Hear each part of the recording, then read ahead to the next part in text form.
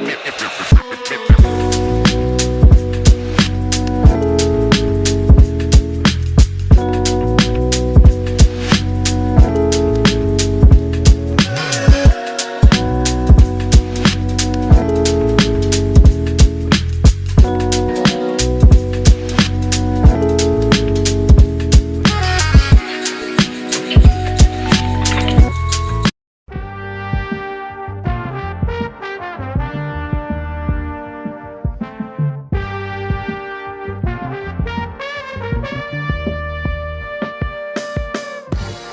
is up, everybody? Welcome to the All NBA Show, part of the All City Podcast Network. I'm your host, Adam Mares. I'm joined by my esteemed colleague, Tim Legler. Legs, how did your fourth go? Fourth was great, man. We had family in town, filling up my house, my wife's family mostly. So it was a lot of beach days, great weather at the Jersey Shore. So we hit the beach pretty much every day. Some good meals, good times, man. It's one of my favorite weekends of the year, without question. Same for me. I wasn't at the beach, but I was at the lake. So same thing, man. Out in the sun, rejuvenated and excited for what is now Summer League week. We'll both be down in Summer League over the weekend. Next week's show will feature us talking about who stood out to us in Las Vegas. Legs is going to be on the call for a lot of those games, so it should be good. I'm pretty excited for it. On today's show, we're going to continue talking about free agency because since the last time we talked, there have been a couple important moves, including the Sacramento Kings landing DeMar DeRozan. Very interesting pickup. It was not one that was on my radar coming into it. We're going to talk about what that means. Does it make them true contenders now? Did it move them up a tier? We're also going to talk about Caleb Martin going to Philadelphia, but he healed Golden State. Franz Wagner signs a max. Dario Saric goes to Denver. And then later on in the show, we'll talk about the Olympic groups, which are now set after the qualifiers are over. Who got in and which group looks like it'll be the most tough. But first, let's start with DeMar DeRozan. And we have our graphic here for the deal that went down. He leaves the Chicago Bulls. Very weird offseason for the Chicago Bulls.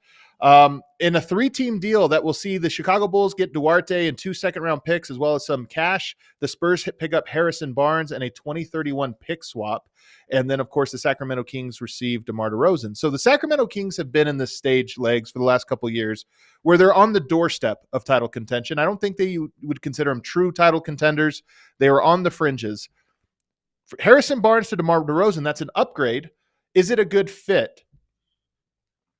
I think it is because I think what they were getting offensively, Adam, was capped out at what you were saying between De'Aaron Fox and Sabonis.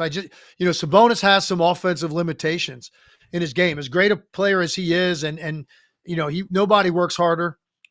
He's a great passer, a phenomenal rebounder, but his scoring has a cap on it, and I think we've seen it, and it's not enough what that team has. Even with the strides that Keegan Murray made a year ago, as you could see, it's just not enough in the Western Conference. This is a totally different caliber offensive player they're adding to the mix. Now, he's up there a little bit. He turns 35 in about a month, but still put up great numbers this year, 24 points a game in Chicago. The guy is just we call these guys professional scorers. I don't really like the term that much. I think it applies perfectly to DeMar DeRozan. He gets his number, man, and he gets it every night, and he gets it one way or another, whether it's making a bunch of mid-rangers or getting to the line 10, 12 times on a given night. He will get to his number almost every night. And so now I think for Sacramento, this is a significant step forward on a team 2 years ago, number 3 seed in the Western Conference, right? And we knew that was a little bit skewed because they were healthy all year and nobody else was, and they took advantage of that. Last year, they came back to the pack a little bit as the West improved, but still firmly in the mix and a threat in the West. Like they're a solid playoff team, and now DeMar DeRozan, to me, gives them reason to think they can challenge for the top 4 in the Western Conference. And I think they're probably right because he's just such a consistent, pencil it in production guy. And it's so much better than what they had at that spot. And I think now their offense is just a much more diverse in the ways that they can score and the ways that they can beat you. So I love this move for Sacramento. I love what you said in the beginning.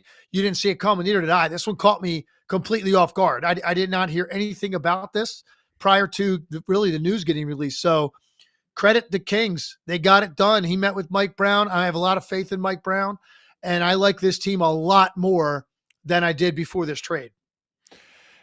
I'm curious to see the pecking order, and not even the pecking order, because I think we kind of know who the guys are on the team, but more how do you fit people in? Because De'Aaron Fox is clearly the centerpiece of the team. You play through Domantas Sabonis a lot. He's like the fulcrum. De'Aaron Fox has been the star. How do you see DeMar DeRozan? Because he's a guy that traditionally has been more of a you give him the ball and let him operate from his spots. So how do you blend that high post action with Sabonis and Fox, that two-man game, with the ISO game of DeMar DeRozan? They've got to restructure their offense to a certain degree. You can't have DeMar DeRozan out there kind of spotting up, standing around, waiting for De'Aaron Fox and Sabonis to run their action. Now, DeMar DeRozan is a really good dribble handoff player in terms of receiving dribble handoff. So there's going to be stuff where you can run it twice on the same possession. You know, you come down, you run some Fox and Sabonis action. The ball ends up back in the hands of Sabonis a lot of times out of that action at the top of the key. And then he will run quickly, do a dribble handoff on the opposite side of the floor. Sabonis probably next to Jokic. I don't know the numbers on this. I might be making this up, but it seems to me is the second most usage rate with the DHO behind Jokic for anybody in the NBA. So if you can run both of those multiple of dribble handoffs in the same possession, and the second time you're handing the ball off to a guy like DeMar DeRozan, who really knows how to come off those screens tight. Now, he's not using it as much to create offense for other people as he is for himself, but that's going to be a major part of their offense. But I also think, obviously, if you got DeMar DeRozan on the team, you've got to have more primary usage with getting the ball to him to start the possession in specific spots. What this might do also is create other opportunities for Sabonis on the offensive glass, because DeMar DeRozan is going to get his share of double teams. When he starts to back guys into that middle area of the floor, he gets hit with late double teams all the time. If that ball comes out and a shot's taken and you're in rotation mode against Sabonis, good luck trying to get a body on him to keep him off the glass. So that could be another way, if you cut back a little bit of the usage rate for Sabonis initially because you got DeRozan, there's other ways for him to go be effective and go get the basketball. I think Mike Brown is good at adjusting to his personnel. I think it's one of his strengths. And one of the thoughts from when he took over from Alvin Gentry, I thought that they added a lot of off-ball stuff for guys like Kevin Huerter. Now that Keegan Murray is there, things for him. So I actually have faith that Mike Brown will be a good coach at doing this exact thing. Like, okay, on the fly, we're going to have to make some adjustments here. But the big question now is, like, how good is this team? They retained Malik Monk. I was worried they were going to lose him in the offseason. I actually thought he was going to be, out the door. They retain him. You still have Keon Ellis, who I like a lot. Keegan Murray, who was one of your guys that you were very interested to see which way he goes. So actually, before we ask how good they are, let me ask the Keegan Murray part. He was on this climb, becoming a player that was, okay, maybe there's more to his game. Do you feel like this halts it at all? Does he now take a lesser role in the offense? And maybe he taps out? I think so, but I do think he's got areas of improvement with his catch and shoot three still to come, and that could be more opportunities there. And if the shot quality is better because of the amount of attention now that you've got to give other people, you might see him have an incredible year shooting the basketball because the looks are going to be cleaner. So maybe he's got a little bit more reliance on the 3-point shot solely than he did before. But look, what are you going to do? DeMar DeRozan's a better player, and he plays a certain way. So when you've got 4 deep in terms of your top guys, one of those guys is going to have to do a lot more catch and shoot. And that, in this case, is going to have to be Keegan Murray. Right. So how good do you think they are now that you see this move? Like, are you elevating them up a tier? Where do you slot them in the West? I'm saying this, man, like there are, I guess you'd say, depending how you look at this, 3 or 4 teams clearly better. And I don't even know if the 4th team you would even necessarily go there, but I think we're going to agree, just going into the season based on what happened last year, any additions or subtractions, do the math on it. These teams are going to be better on paper going in. Oklahoma City, we agree with that, right? Yep, 100%. I think they're the best team by far. Minnesota. Okay. Dallas. Okay. Denver. Yeah. That's it. You can't tell me that you can't make it. First of all, you might even get Sacramento even in that Dallas-Denver mix in terms of regular season wins, man. It's not going to shock me I mean, Right. Denver's got some stuff to prove this year, in my opinion. So let's see. I mean, I said thought this was more than a one championship team, but last year losing the way that they did, you got to continue to reinvent yourself. You lose KCP, you got to figure out where that contribution's coming from. That level defense, that level 3-point shooter, where's it coming from? We don't know if that's going to be Christian Brown yet, if he can step up and fill that role. So Denver has something to prove. I think we expect Oklahoma City, Minnesota, and Dallas are still ascending. We're not sure yet about Denver. Yeah. So that leaves the next tier of teams. Beyond those teams, you're talking Clippers, Phoenix, Yeah. New Orleans, the Lakers, Warriors. Like, these are the next group of teams. So for me, absolutely, you could say Sacramento's right there. 4-5 mix. That's where they are in the regular season. I mean, I don't know that there's anybody else outside those teams I mentioned that you'd say, oh yeah, they're better going in. I'm not saying that about Phoenix. I'm certainly not saying that about Clippers. They took a step back clearly. Now Phoenix might be better with Mike Budenholzer, and we'll see. But there's no reason to think, based just on what you saw last year, oh yeah, they're going to figure it out this year. They had a lot of deficiencies on that team. So let's see. But clearly Oklahoma City, Minnesota, and Dallas, I think, and then Denver would probably be a half a notch above where I think the Kings can finish. But I think in that 4-5 range, that's their ceiling. I think the other thing about Sacramento is all of their key guys, including Domantas Sabonis, should be better next season than they were last season, or at the very least the same. They're all guys who are ascending. De'Aaron Fox is even still ascending as a player. Keegan Murray and Kevin Huerter definitely ascending as players. Malik Monk ascending. So you talk about just naturally, I mean, there is always the risk of staleness in a team. There is an expiration date on every team, no matter how good they are. So you worry about that. But adding DeRozan, all of those guys should be better, and we think DeRozan is better than Harrison Barnes. So I look at this and I go, they've been a good team. They've been on the doorstep. There's reason to hope that, one, it's a great culture fit. DeMar DeRozan has always been well liked by his teammates. He cares about the right things. He's going to go into a team that I think has a lot of guys that care about the right things and want to win and are hungry to win. So I think it's a good culture fit. I think you can buy that these guys all have a little bit more in them that they can show, and I like it. I think the Kings are interesting. I probably agree with you about where they're at. They're in that Phoenix tier of teams, and probably with the Clippers. And by the way, I'm seeing some comments over here, so we should address it because I've seen multiple people mention it. The Grizzlies. I hear you. I know they won 27 games. I understand they were decimated by injuries. They didn't have John Morant. I get it, but look, John Morant's gotten himself into some situations on and off the court, on the court with injuries, because the way he plays is a little bit reckless in the way that he attacks. At his body weight, with the amount of time he spends in the air and how little he weighs, doesn't take a lot of contact to send John Morant flying. It doesn't take a lot of contact for John Morant to land in awkward spots. And so he's always going to be, to me, susceptible to injuries. And he's also, we got to find out, make sure he's got his act cleaned up off the court with some of the stuff that has gone on with him. Now, I'm not going to automatically just go say, yep, let's go pencil them in for 55 wins. I don't know. Give me time. You might be right. Talent-wise and on paper, they should be a team that is very interesting next year and is somewhere in the mix in that middle pack, anywhere from 3 to 6. That's where they should be. Let's see it first. I got to see that first. Let's get to Christmas with the Grizzlies before I know what that's going to look like. But you can at least assume that they have a chance to be good, and I think that's part of the story. They got the talent to do it, without a doubt, no doubt about it. And that Kings, Clippers, Suns, they're in that mix with those teams.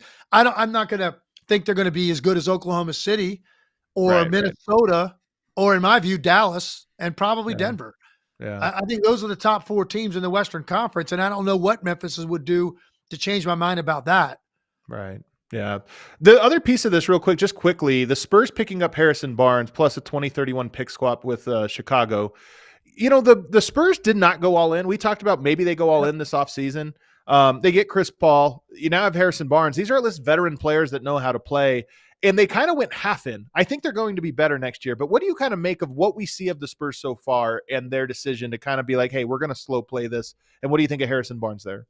Yeah, I think they're definitely slow playing it, but I think it's interesting. The guys they've added are almost guys now, the next step forward for this team, this organization, and Victor Wembanyama is that like that next level of professionalism and maturity and IQ and all that, because that's what they brought in. Harrison Barnes and Chris Paul. That's not going to move the needle a ton in terms of like win totals, particularly Chris Paul, but the impact he could have on Wembanyama and understanding the game better, and also the impact he could have on Stephon Castle, their first round pick, right? Who's going to be a major piece for them going forward. That's why you bring in Chris Paul. That's why you bring in Harrison Barnes. So I think they're kind of continuing to shape this thing, but clearly not trying to accelerate the process at all in terms of win total. We're going to talk about him here in a little bit, but Wembanyama in his exhibition games leading up to the Olympics has looked pretty good. So he might be continuing this trend, and I'm excited to watch him here in just 2 weeks at the Olympics. Yep. All right, let's take our first break. On the other side, we're going to run through quickly a handful of other deals that happened last week. There haven't been a ton of major deals, but there were a couple minor ones that might really impact, especially one in Philadelphia that I know Legs is pretty high on. So we'll talk about those on the other side. But first, it is summertime. Time to check out Shady Rays. Get ready for the season with quality shades built to last. Our friends at Shady Rays have you covered with premium polarized shades that won't break the bank. Shady Rays is an independent suns company. I like that. Offering a world-class product rated 5 stars by over 300,000 people. Their shades have durable frames and crystal clear optics, making them the perfect choice for all outdoor adventures. They have hundreds of options to choose from, so you're bound to find the perfect pair to match your style. This is a true story, by the way. I had my Shady Rays on the boat over the weekend, fell off the boat and started to sink, and I literally jumped in to save them and got them. It was an incredibly athletic move. You would have all been so proud. They probably have a style in your favorite team's colors, so if you want to go that direction and pick something out that matches your team's favorite shades to wear to the game, you can do that. Exclusively for our listeners, Shady Rays is giving out their best deal of the season. Head to shadyrays.com and use the code AC35 for 35% off polarized sunglasses. Try for yourself the shades rated 5 stars by over 300,000 people. Also want to tell you guys about Indeed. We're driven by the search to be better, but when it comes to hiring, the best way to search for a candidate isn't to search at all. Don't search, match with Indeed. If you need to hire, you need Indeed. Indeed is your matching and hiring platform with over 350 million global monthly visitors, according to Indeed data, and matching the engine and a matching engine that helps you find quality candidates fast. Ditch the busy work. You don't have to sort through all of those hundreds of different people applying, most of whom are unqualified. Use Indeed for searching, screening, and messaging so you can connect with candidates faster. And Indeed doesn't just help you hire faster. 93% of employers agree Indeed delivers the highest quality matches compared to other job sites, according to a recent Indeed survey. And listeners of the show will get a $75 sponsored job credit to get your jobs more visibility at Indeed.com/allcity. That's one word, ALLCITY. Just go to Indeed.com/allcity right now and support our show by saying you heard about Indeed on this very podcast. Indeed.com/allcity. Terms and conditions apply. Need to hire? You need Indeed. All right, back here, segment 2 of the All-NBA show. So the deal that might have flown a little bit under the radar, one of my favorite role players in the league, Caleb Martin, signs a deal in Philadelphia. 4 years, $32 million deal. Seems like really good value for what he contributes to the team. And that gives you a third wing defender behind Kelly Oubre and Paul George. Now Caleb Martin. Wing defense is one of the most important ingredients in today's NBA. They have 3 guys that are really good at it. So what do you make of that move, Legs? Love it. Love it for Philly. Didn't cost them a ton. He also gives them a toughness, that I think they need, a defensive toughness. It'll be interesting to see what they end up doing in terms of lineup they want to play. I saw, reports out there they're going to play small, and you play Paul George, Caleb Martin, Embiid, Maxey, Oubre. That's an interesting team. That's a lot. That's a lot of firepower. That's a lot of scoring. Potentially, and it's pretty good defensively because even Oubre can defend. That's Tyrese Maxey's the only weak link defensively, really, with that group. But you would have 3 wings on the court at all times. Now, maybe they go a little bit bigger. Caleb Martin comes off the bench. I'm not sure. Clearly, or Oubre does. Maybe you bring Oubre off the bench. You go Paul George, Caleb Martin. That mix with Maxey and Embiid. Figure out who the 5th is going to be. But one of those guys, getting back would be great. Getting back Oubre and Caleb Martin and adding Caleb Martin, that's huge, man. I like Philadelphia on paper going into the season. How can you not like them? So it's there's so much so much more interesting as a threat than they were, I think, going into last year. And what the best thing to come out of last season was the emergence of Tyrese Maxey as a legitimate, bona fide star caliber talent in this league. And now you go out, add Paul George, re-sign Oubre, bring in Caleb Martin, man. We didn't know what their team was going to look like a few weeks ago. Right. They had no roster, really. They had 2 guys under contract. They still have a lot of spots to fill. You do. They still have spots to fill because they only have a couple guys penciled in right now, like for bench production. But I love this signing. I think this is a guy that loves to play defense. I think people are going to really respond to him in Philadelphia. He's not afraid. He's going to be there, and he's going to show up and play tough, and he's going to be a little bit of that wing enforcer type guy. Philadelphia fans are going to react well to Caleb Martin. And Caleb Martin's a good enough shooter. Like, he's not a strong shooter, but he's good enough that you're not going to get away with just not guarding him. And I think that's the key. Same with Kelly Oubre. Like, they're good enough. And if you look offensively at that starting lineup or projected starting lineup, Tyrese Maxey, Kelly Oubre, Paul George, Caleb Martin, Joel Embiid, those are all guys that know what they're doing offensively to where they're not just zeros that you can leave off. And then defensively, you're right, Maxey is the weak link there, but those other guys are great defensively, like elite defensively. So to me, they have a great playoff lineup. The big question is, of course, going to be the health of Paul George and Joel Embiid, because they are thin at the moment. And as much as I like Kelly Oubre and Caleb Martin, they work because you have Paul George and Joel Embiid around them. Yeah. You have the offense. You take one of those guys out, even for a game, and I think they're going to really struggle. So to me, that it's kind of the story of the 76ers all along, but I think this year their best 5 is probably the best 5 they've had in the Joel Embiid era, in my opinion. I just think it's a really smart, connected starting 5. Yeah, and it's funny, I feel like we keep saying it and moving the needle forward, and I liked last year's team the best, up until this point right now. I like last year's team the best at that point in Joel Embiid's career going in. And, things happen throughout the year. This team is definitely the best team Joel Embiid has had since he's been with the Philadelphia 76ers. And it's almost like you're at a point now, you still have the Boston Celtics in your conference, but anything short of a conference final appearance against the Boston Celtics, like if that's not your max out, that's not your ceiling, this will be a disappointment when it's all said and done. You can't add Paul George and have basically almost $750 million tied up in 3 players and not expect to go to the conference finals against Boston. No, I don't know that people are going to expect, and who knows what they look like if they have an incredible year and guys stay healthy. You might get to that point of year. Some people might pick them to beat Boston at that point. That's months down the road. But at least projecting, you got to say, yes, absolutely, the floor is conference final. You can't be another second round exit if you're the Philadelphia 76ers.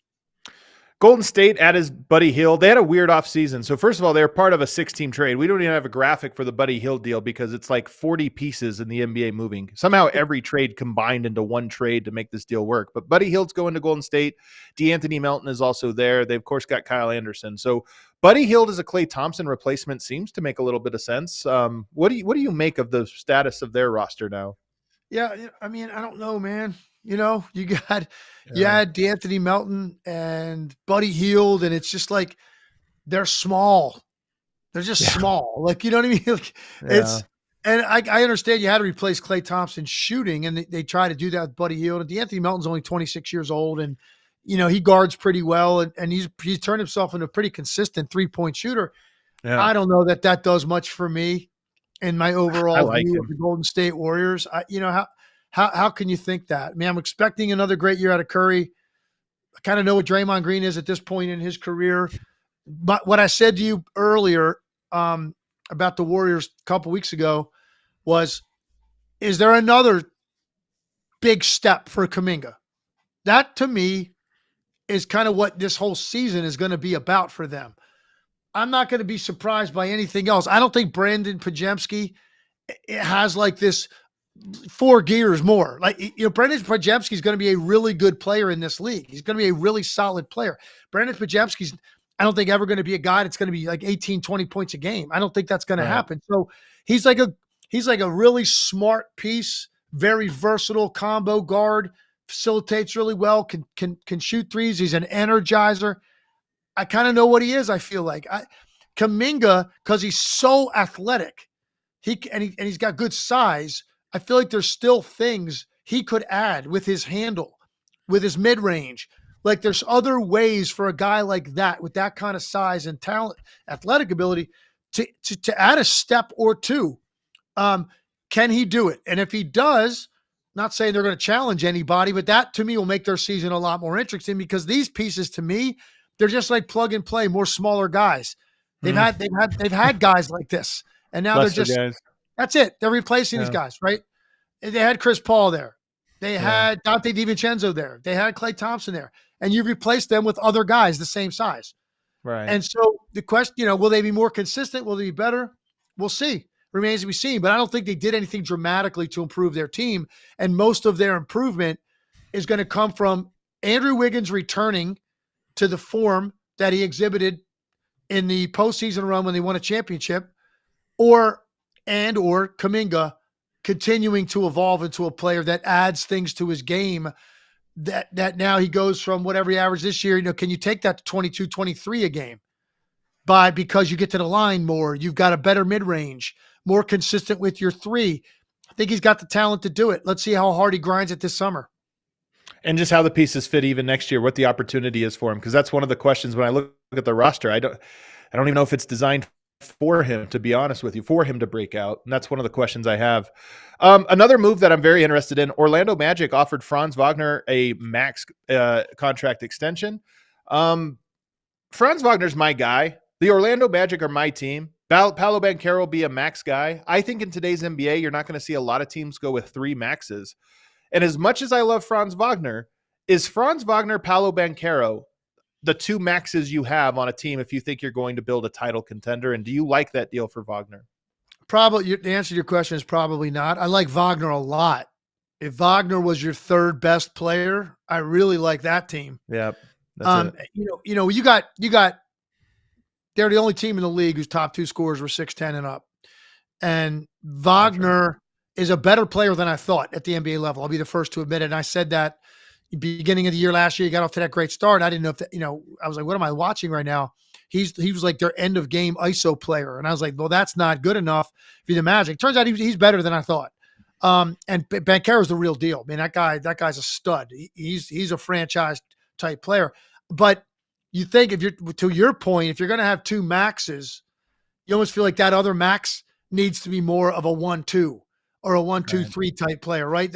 A guy that has all kinds of versatility and quickness with his handle, deep 3-point range, more explosive, I think, than Franz Wagner. But you and I have talked about this many times. Sometimes, Adam, when you have the guy already in-house and you're certain organizations, what you view as a max is different than the rest of the league.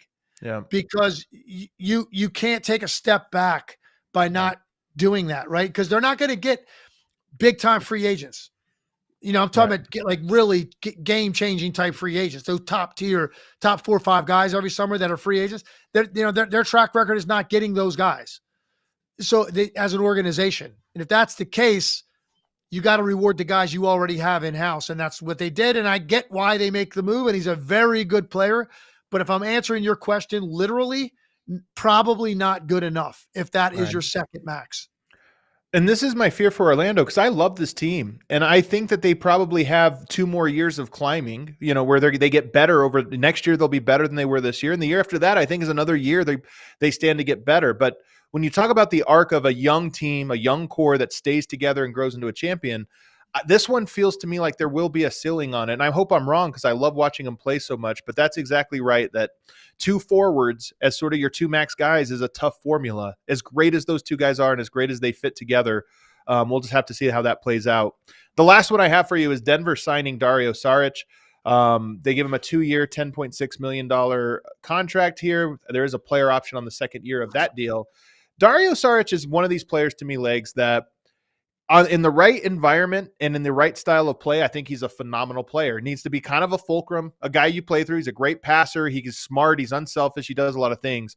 But in the wrong system, if you just put him in the corner and ask him to be a stretch shooter, he's not a great player. That's not a great use of his talents. So do you like his fit in Denver? Is that a place that you think is going to get the most from him?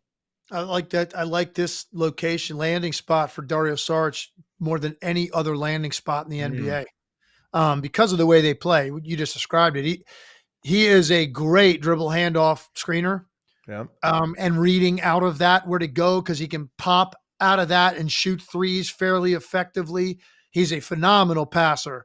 So when you're talking about some of the action that Denver runs, where you see Jokic at the top and he's running some of that dribble handoff action, but then can read a back cut on the fly. If a guy reads that and you've seen Jokic do that a million times. Saric can make that pass. So Saric is going to be reading the same things Jokic can.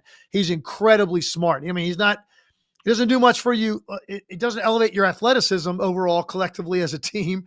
That's for sure. But that's not who he is. It's not what he's been. And so when you look around the league at teams that run systems tailor-made to a guy's skill set, he found it. And so I think he's going to be a very valuable player for them. I really like this pickup. Didn't cost you much. And he blends right in from day one. There's a lot thrown at you when you play in that type of system in terms of your reads. And now I think they're going to be more comfortable because he can play the 4 and back up Aaron Gordon at times because he can spot up and make some corner shots at a higher rate than Aaron Gordon can from behind the 3-point line. He's not going to do the slashing stuff as well, but he can also back up Jokic at center and run a lot of the same action because he can make the same reads and deliver the basketball in the same way that Jokic can. So I think he is absolutely suited for the way Denver runs their offense. And this is a nice role player, 15 to 23 minutes on a given night. I really like this pickup for the Nuggets. I agree with you that he can be a great, now Yoke goes to the bench, he comes in, you can run the same system and have similar effectiveness as the second unit. So I think that part's good. But I have a philosophical question. Do you think it's important? Do you think it's better for teams to have a bench lineup that matches the style of their starting lineup? Or do you think it is better more often to have a bench lineup that is a curveball, a counter to the typical style that a team plays? It's a good question. I don't think it's a blanket statement in general. Right. It just depends. For some situations, it works to have a different level of whatever speed, defensive pressure out of that second group, like this, to mix things up when they come in the game, get you out of a slow start a lot of nights. The bench come in and energize you. So sometimes that works for teams. Sometimes in a situation like this, to find a player that is this smart and capable with his reads and playmaking, very hard to find, because otherwise you just would probably have another dude that screens and dives at the rim all night if you're backing up Jokic, because that's what most of the centers look like in this league, or they just strictly shoot threes.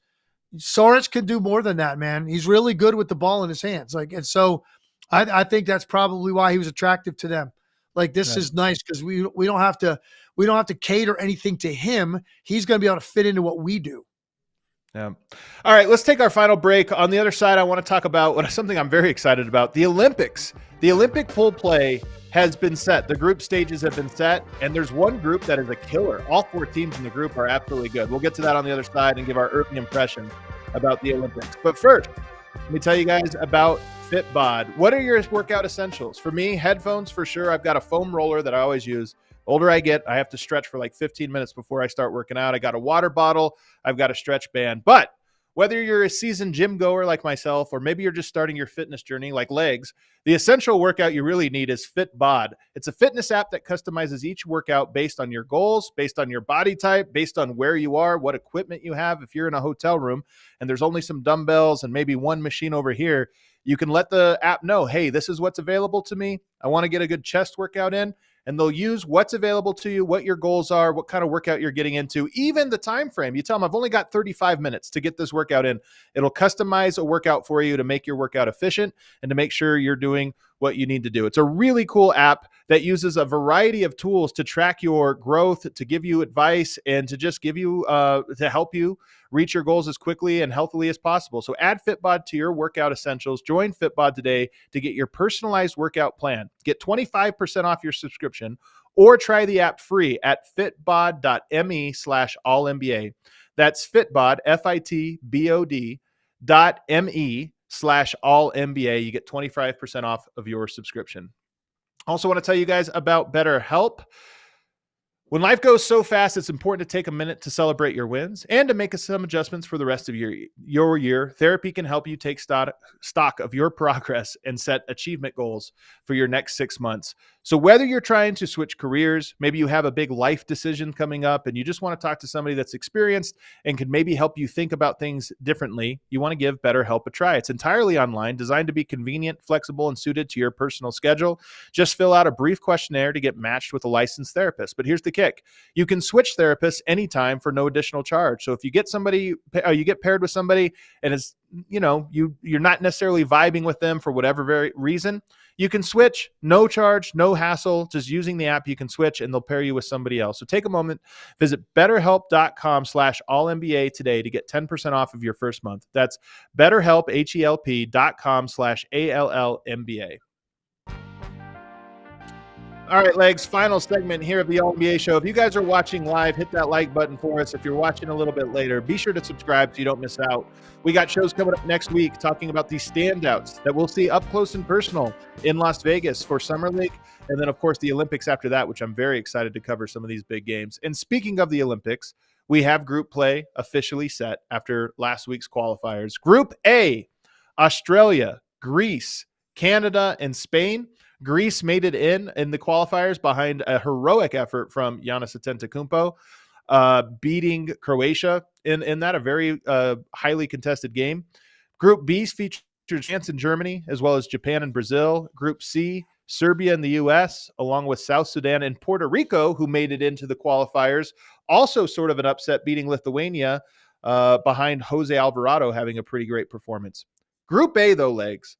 Canada, tons of NBA players. Spain, always a great program. A couple NBA players. Greece has Giannis, and Australia is like a bunch of great role players from the NBA. That's the group of death. I look at that one and I go, I don't know who's coming out of that one because all of them have a chance or have a case they can make. Yeah, that's just murderer's row, man. I was looking up their rosters yesterday. Australia has 10 NBA. I'm sorry, Canada has 10 NBA players. And 10. Good ones. 10. Only 2 of those guys, by the way, are in their 30s. Kelly Olynyk and Josh Powell are the only 2 guys in their 30s. They have 8 players in their 20s that are in the NBA currently. And a lot of guys that you've heard of. A lot of rotation guys pieces, yep. Exactly, man. And Australia has 8 NBA players. So those 2 teams alone, there's 18. Then Greece has 8 Antetokounmpos on the team. It's like the whole clan of Antetokounmpos make up the Greece team, but you have Giannis, so he makes up for a lot, no matter if those guys are in the NBA or not. And Spain is like the Spurs. Man. Spain is the Spurs of the international play. They're just always good. Doesn't matter who's on the team. They play a smart brand of basketball, and they're good. No doubt, man. That is monstrous. That's going to be a really brutal pool. And I don't know, man. Like, I like Canada to win that pool, and I think Canada. I think Canada at some point they're going to give the USA all they can handle. Yeah, if they should match up. If you look at Group B, I think there's a clear top 2 in this one. I mean, that group. So it's funny that you look at Group A and say, okay, every game is a challenge. Then you go over there. Japan, not going to be much of a challenge. Brazil shocked some people to get in, but I think that they're clearly below Germany, who, by the way, is coming off of a World Cup gold, and France, who, in this last week of exhibition games, you see what it looks like when you put Rudy Gobert, Victor Wembanyama on the court together, and you say there's no defensive 3 seconds. And by the way, no goaltending. So you can just knock the ball off the rim. I actually, Legs, look at France and I go, I think there's a case. They're not well-rounded in their backcourt, but I think there's a strong case that they're going to be the toughest defensive team in this tournament by a mile because of those 2 guys, 2 of the best rim protectors, and they just get to park out in the paint. And actually, Koulibaly and Ntilikina are both really good perimeter defenders. Yep. So you got a couple of, and they're both long. You got 2 long guards that can harass and guard and contest on the perimeter, and you're funneling them in to Gobert and Wembanyama. That's not going to be fun. That's not going to be fun for any team to have to figure out how to score on. France to me is my sleeper pick. Like, if you want to go, I mean, look, Team USA is unbelievable. We'll talk about them in a second, but France to me is the team that I think, you're getting a different Wembanyama than even a year ago. We saw his rise over the course of this last season. And with the rules in FIBA and the defensive players around him, I don't know if they can score, but I think they're going to hold even the best offensive teams to a really low number. And if you go over to Group C, U.S. and Serbia should be favored in that one, but Puerto Rico, I've watched a lot of international basketball. The little guards that play speedy, that they could get hot from three, which Jose Alvarado can. You never would look at that and say, oh, is Jose Alvarado going to outplay Nikola Jokic, Bogdan Bogdanovic, and all the NBA players on Team Serbia? But I look at that and I go, it's upset potential. That's the making of an upset for international play. Tiny little guard that's super speedy who can hit threes, nothing to lose.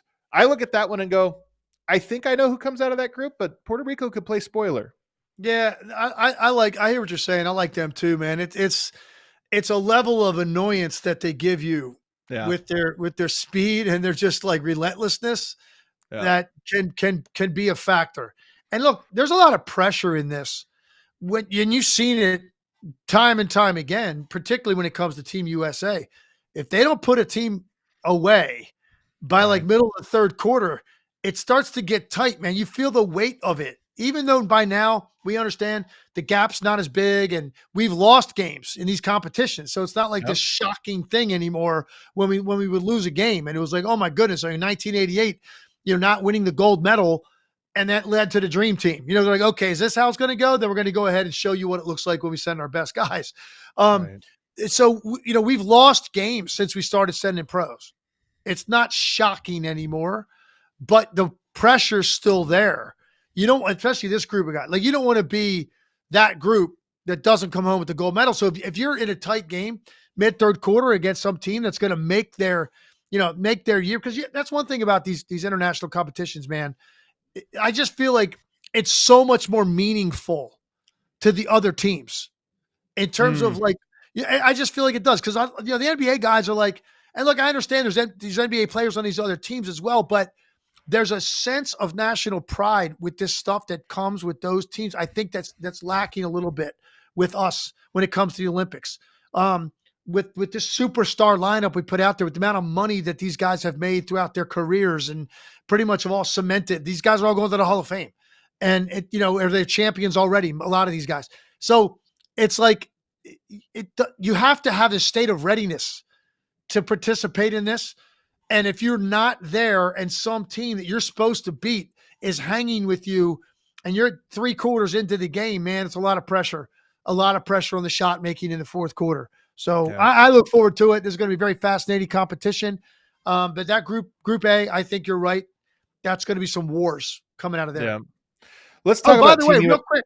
Well, if you're going to go Team USA, I got a point about Team USA. I didn't know if we were finishing up, but go ahead. No, I want to talk about Team USA here because they have so many great players on that they face the challenge that every of these, Olympic super teams faces, which is how do you play? What's the style of play? And I look at this and I go, there's so many great players. Who's going to be the guy that is sort of the guy everybody goes to in big moments? Is there an early candidate that you think is going to be that guy? There's so many options. So many, but you have to kind of know. I feel like knowing who the guy is part of what's important. It's a good question, man. I mean, it's not going to be, I don't think it's going to be Anthony Edwards the way that it was last summer. He had a very interesting quote on day one of camp where he said, I'm not here to fit in, or something to the extent of those guys have to fit into playing around me, which I just thought, oh my God, here we go. I mean, listen, you still have Kevin Durant on the team. Yeah.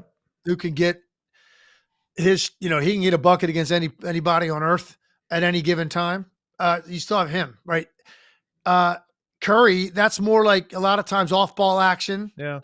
But you're talking about on ball action. I mean, it could be KD. It could be Jason Tatum. It could be Anthony Edwards. LeBron James. I mean, how about LeBron James? Yeah, I envision LeBron in this situation being more of a table setter than anything. Yeah. But I mean more like this was the thing about when Kobe was there in 2008 is that it kind of became like everybody looked to him whenever there was a pressure moment, and there weren't many, but it was like, okay, what do we do here? You go to him. And I just wonder if there's going to be that sense of, hey, who's our guy that just takes the leadership? It doesn't even have to be the shot, but the leadership on it. I think that's Kevin Durant and LeBron James on this team. Okay. I think those are the two guys that carry that sort of profile with them at all times. who The they are. Wild, yeah. That's my opinion. I think that's what it'll be. But who do you think's going to be the odd man out for playing time? Man, that's a good question.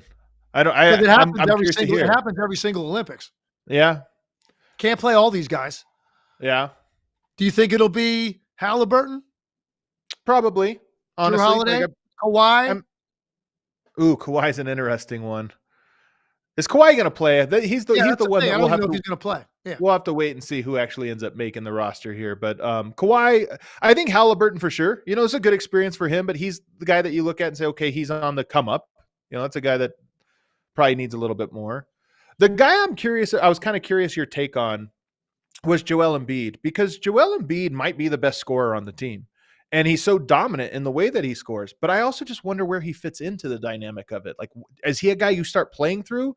Usually in international competition, you're not just throwing it to a guy in the post. You're usually doing some other stuff. So I'm curious how he fits into this team. I think that'd be a mistake in international competition to play that way.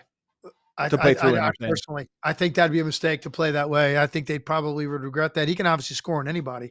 But I agree with you. If you make him a focal point when he's on the court, I think that's gonna bog down the way you should be playing. Right? With these kind of guys, it's got to be read and react with this kind of offensive talent.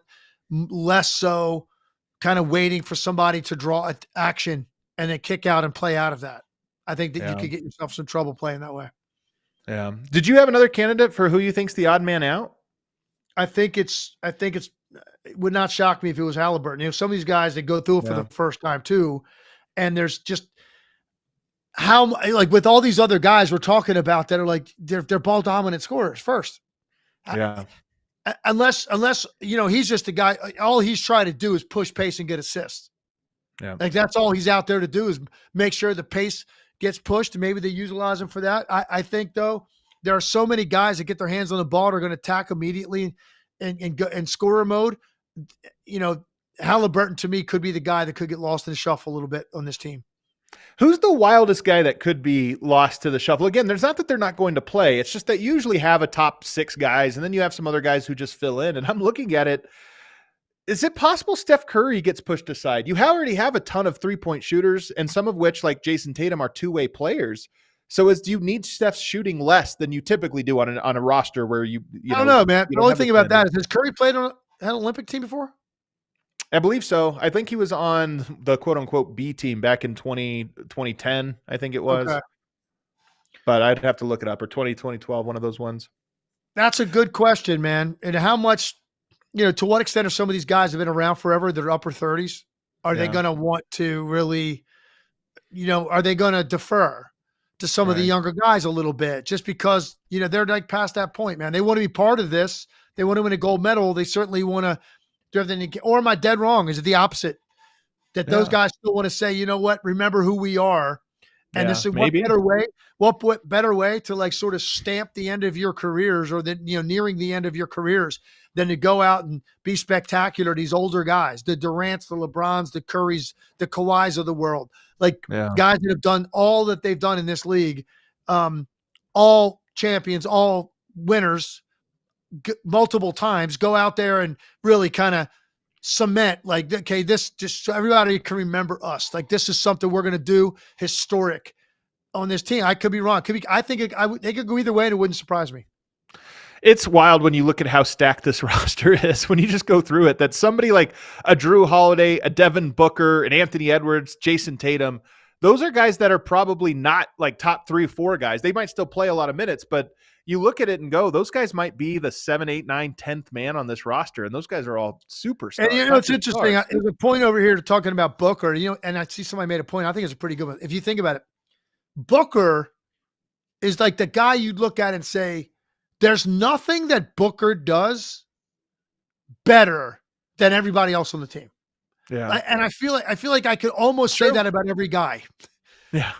Right? I do. They I have feel like one I can skill, write down the list and say, well, this guy is the best on the team, best on the planet, maybe at this. Right. Go right on down the roster. With Booker, I don't know that I feel that way. So somebody said with Booker, it's a little bit redundant of what you have ahead of him. So maybe he's the guy that gets lost in the shuffle a little bit. That's not a bad point. Man, what a crazy roster. It actually is going to be an interesting dynamic to kind of watch play out because there are so many good players. I mean, let's be honest. I don't think Team USA can lose unless they don't come together, like unless they don't form a team. But just on talent, the talent is overwhelming, as overwhelming as any of the teams of the last 12 years or whatever it's been, 15 years, talent-wise. But the question with Team USA is always, how do they come together? Do they figure out an identity? Do they pull in the same direction? And I'm excited. We'll start seeing it as soon as tomorrow as they start this exhibition schedule, which I'm excited to watch and follow along. They'll even be playing Team Canada. Go ahead and hit that outro music for us, Emma. Let's get out of here for today. Legs, we're off to Vegas. I'm looking forward to it, man. Yeah, man, looking forward to it. Legs and I have never met. We will meet this weekend, though, down in Vegas. So it'll be incredible. And we'll get to watch hopefully some interesting hoops along the way. And we'll be back next week of the show talking about the players that stood out. So set your reminders. Be sure to subscribe and all that. Hit that like button on the way out, everybody. We'll see you next week.